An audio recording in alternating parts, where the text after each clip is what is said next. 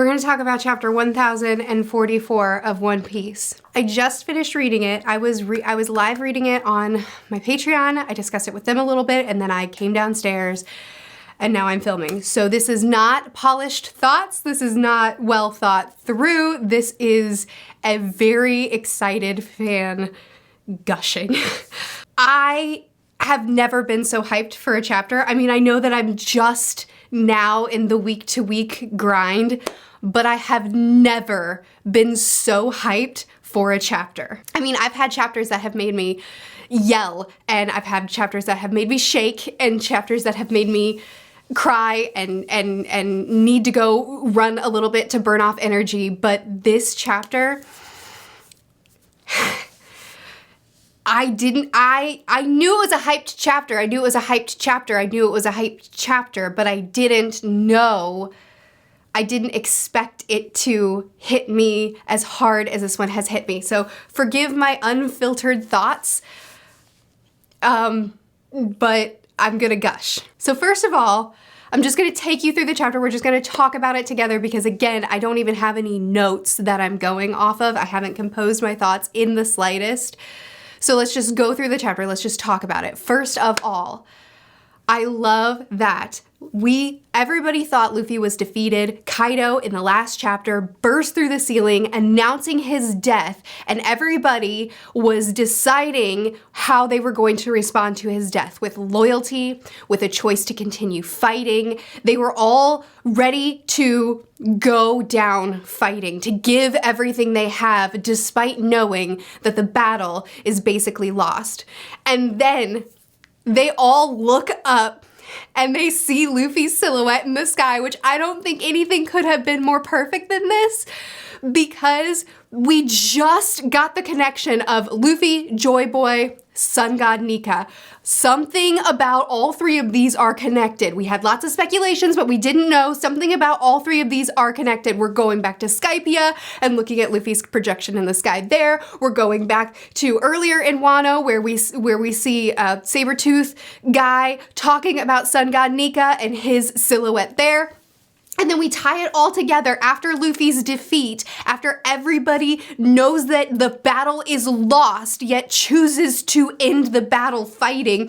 Then we all get to look up to the sky and see his projection there once again, but this time not just as Luffy, but as Joy Boy. And it was a really good job, Oda. We also get information from the Five Elders that says that they have been trying to hunt down this fruit and get it in their possession for 800 years, which I have questions about that. Does that mean that the fruit is 800 years old? Does that mean that it was manufactured at some point? How do devil fruits spawn in the first place? Anyway, I don't know, but they've been trying to get it in their hands all this time, but it's always slipped from their grasp because it has a will of its own, because apparently zone fruits have a will of their own. It has a will of its own. This is the fruit that brings liberation, the fruit that brings freedom, and it has escaped the grasp of the world government, of the people who we've been fighting against, who we've been opposed to all this time, because they are trying to control, because they are trying to have all these systems in place that steal people's freedoms. They have been after this devil fruit all these years, for 800 years, and it has always eluded them, because this fruit that has a will of its own, that is the embodiment of freedom, that is the embodiment of liberation, will not allow itself to be in the grasp of the system that we are working to break down. I don't know, guys, as a theme reader, this chapter just, it has me more hyped than I expected. So then they say that it is the zone type human fruit, mythical type model Nika. I didn't expect it, but it makes perfect sense. We already have the Buddha fruit. We already have the Phoenix fruit. We already have dragons, which are a mythical creature. We already have been working in zone mythical type fruits that take mythical forms. And now it makes so much sense. Of course, we've known about the sun god. We haven't known much about him, but we've known that there is a sun god in One Piece for so long. And we've gotten teasers of the sun god for so long. And we know that it's important. And of course, Oda can use his own lore when he's creating devil fruits that are mythical type based off of lore. Of course he can use his own lore. It makes perfect sense. And this freedom fruit allows you to fight in whatever way you fancy. The warrior of liberation, also known as Nika the sun god, awakening brings his rubbery body greater physical strength and freedom. It is said that in all the world, there is no power more ridiculous. I have been all week waiting to find out what the new properties of this fruit are, right? Like we thought it was rubber all this time, but actually it's that Brazilian tree sap that a lot of people were theorizing. Actually it's resin, actually it's whatever. I had no idea what it was gonna be. I was gonna be satisfied with anything. I was just really excited about the idea that all this time we thought our fruit was something and it's something else, which is still true. I was just really excited about the idea that our next level up was going to be the fact that Luffy is going to learn that he actually has a different property, and because of that, he can have different abilities. But in fact, it takes the property of rubber, but once it's awakened, it's whatever you can imagine. The freedom fruit is it can do, let me go back, and fighting in whatever way he fancies. The answer is, it's limitless. The answer is, Luffy can do what he wants. The freedom fruit allows you to fight with complete and total freedom. And it is given to the man who has been liberating people all along the way on his quest to find the One Piece, who has stopped and paused his mission and sacrificed his mission to bring liberation. In the series that is all about freedom, the fruit is the embodiment of liberation and freedom, and you have complete freedom in how to use it. I'm sorry, I'm gonna try to take it down a notch. I'm so ridiculously hyped. I fully expected to like whatever it was gonna be. I knew that Oda thought this through. The build up of it was already satisfying enough that I was sure that whatever we ended up doing would be satisfying. But as a themes reader, the fact that this fruit embodies the themes of this story has hit me so hard. And the fact that our boy, who all this time has made it his business to set people free and to liberate people, and who is in this fight so that people can have fresh water and so that people can have food. And now his fruit has awakened, and what does his fruit carry? Freedom. I'm normally able to take a couple days to compose myself and to get my thoughts together and process, so forgive me. I know that I'm intense right now, but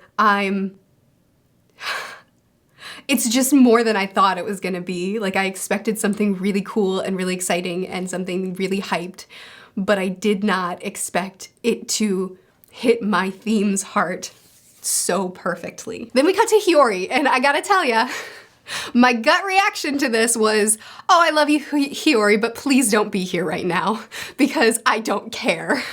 After everything that just happened, I don't care. But I do want to talk about this for a minute because Oda is an extremely intentional author, and I think that it's very important I think that this is very important. He didn't just pad the chapter. I'm not gonna go super crazy in depth into this section. I'm not gonna worry about every single beat of it, but I do think that there is a reason that Oda put Hiyori here. I think part of it is because Odin was, I mean, it's right here in the text, Odin was about the liberation of his people. He danced for 5 years in the streets, naked, making a fool of himself, stripping himself of the respect that he had gained over time. He did all this to liberate his people. And it is because of Orochi. It is because of this disgusting, vile man. It is because of his lies that the liberation was stolen from him, that it wasn't effective, that it didn't happen. And in the chapter where we're given the Joy Boy mantle and where the Joy Boy fruit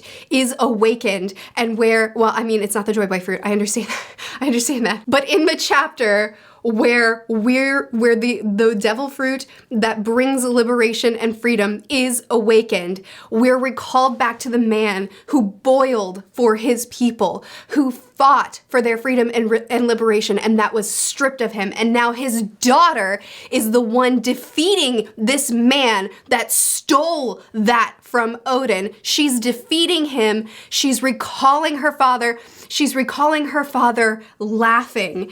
Despite all that happened, the smile never left his face. In the chapter of Joy Boy's awakening, of the awakening Joy Boy on Luffy, she recalls the smile that never left his face. She recalls the sacrifices he made for the liberation of his people. And she takes down the tyrant that stole that from her people and that refused to give Odin what was promised to him. I think personally that that panel, sorry, I just turned the page. That panel where he tries to manipulate her and she says, "My name is Kazuki Hiyori. Hold your tongue, you knave," as tears are spilling over her cheeks.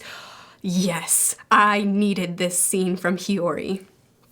To me, though, I feel like this, for me, makes me feel very confident that Hiyori is going to be the next shogun of Wano. I think that the fact that Oda, who is an extremely intentional author, has this chapter of freedom, of the awakening of freedom and liberation, recalls the freedom that was fought for and lost because of Orochi, and then kills Orochi and raises Hiyori up in this way. I mean, I think she's gonna be the shogun, and I love that also because of the culture of Wano, that a woman can't become shogun. Like, of course, now we raise up Hiyori to do it. I don't know. I could be totally wrong, and I'm not gonna be mad if I am wrong, but I think that this, having Hiyori in the middle of this chapter, aligns with the themes of this chapter perfectly, but also I think it sets her up to then take what her father deserved, what was owed to him, what he should have had, now that she has honored his name and remembered him as she's taken down the man who stole what was rightfully his. Of course she would rise up and take it on herself. All right, there's a lot more details that we could talk about there, but let's get back to Luffy now. So Luffy, in the last chapter, Kaido punched through or burst through the ceiling and came through and declared Luffy's death. And everybody responded, right? We already talked about that. Now, Luffy's hand comes soaring through the ceiling, grabs a hold of Kaido, and shakes him around, tosses him around like a friggin' rag doll. And we get to see the first proper glimpse of him laughing as he's making light work of Kaido. And Kaido says, "Straw Hat, you survived. Thank you." Because that was not how he wanted to win that fight. He tries to shoot his jet, and we get a typical Luffy reaction of being impressed by the cool thing, except this time we get Toon Eyes. Toon Eyes! He pulls up the floor, bounces the beam back at Kaido, and then we get his full silhouette where he's laughing, overflowing with joy. And Kaido says, "I'm sorry about that idiot earlier. I didn't want to win that way." And Luffy says, "Don't sweat it. Let's finish this up."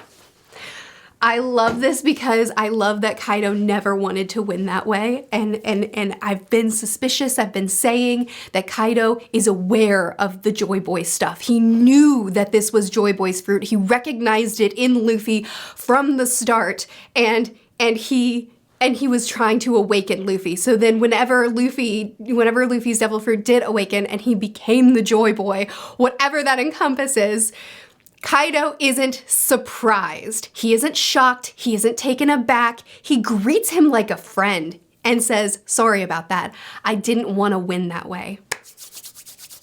Next week is going to be an incredible fight. I love the design. I love Luffy's awakened design. It's perfect. If I were to create it in my head, it wouldn't look anything like this. If I knew that what this devil fruit is the sun god Nika, if I knew that it was mythical zone, human type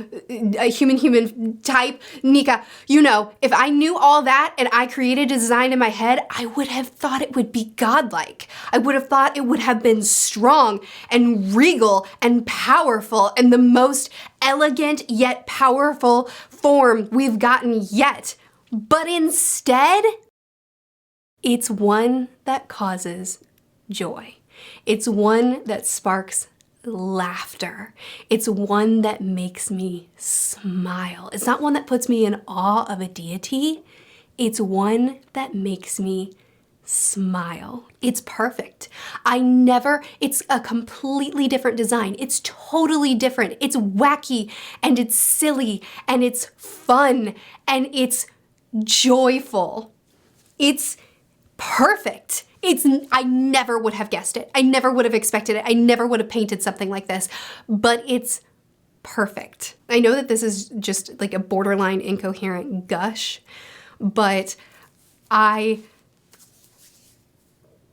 don't think that I will be able to get my thoughts together, if I'm honest. And plus, I just caught up with One Piece. I'm just now getting to fully interact with the fandom and get to fully interact with my other Straw Hats around the world. And I feel like we're all reacting in a very similar way. And I just want to be honest about how I'm feeling. I just want to bring my raw reactions and feelings and excitement to you. I know it's not like it's some in-depth discussion, but it's the most honest depiction of my excitement that I can give. I had a lot of theories in my head and I had a lot of expectations in my head, and I definitely thought that this chapter would be good, but I didn't expect it to hit me so hard. I didn't expect Oda with this big reveal of what the true fruit, what the fruit truly is and how it looks on Luffy and how it manifests. I didn't expect it to be so in line with the themes of One Piece. I expected it to be in line. I didn't expect this, and it feels so right. I told Corey right before I read this chapter, I told him, I'm not going to make week-to-week videos about this. There have been a lot of comments asking me to do that, and no, that's not what I'm doing. I make monthly One Piece chapter discussions now that I'm caught up. But after reading this chapter, I am going to shift my schedule around a little bit. The month of April is going to look different for me. This is not my new permanent schedule, but for the month of April, I'm gonna do it. The thing is, this is a once in a lifetime time for this series and for this community that I'm now a part of and that I love so much. And I don't want to miss out on getting to freak out with everybody. I don't want to miss out on being a part of such a once in a lifetime time for a series and a community that I love. So I don't know what my upload schedule is going to look like right now. I'm actually leaving on vacation this week, so I don't know what it's gonna look like. I don't know the mechanics of it, but look out for my community tab in the next few days, and I'll announce whatever my April upload schedule is gonna look like. But I definitely, just for now,